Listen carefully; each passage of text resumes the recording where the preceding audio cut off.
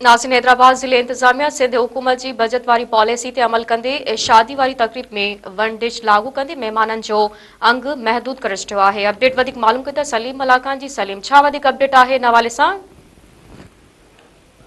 जी बिल्कुल, हैदराबाद जी ज़िले इंतजामिया सिंध सरकार की बचत वारी पॉलिसी तहत शादी तकरीबन में वन डिश मेहमान जो तादाद 200 ताईं महदूद करे छॾियो आहे।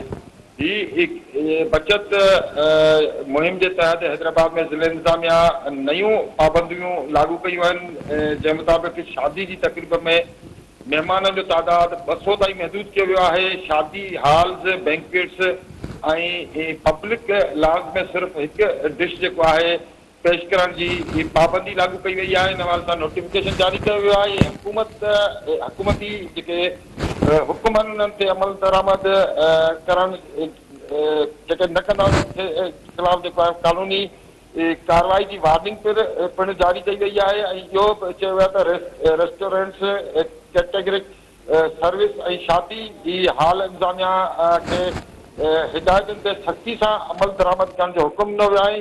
ज़िले हैदराबाद में सादगी जी फ़रोग़ ॾियण जे लाइ ऐं ज़िले इंतजामिया नज़म ज़ब्त बरक़रार रखण लाइ इहे हुकुमनामा जेके आहिनि उहे जारी कया आहिनि। जी सलीम, अपडेट का आगाह करण जे लाइ अव्हां जी महिरबानी।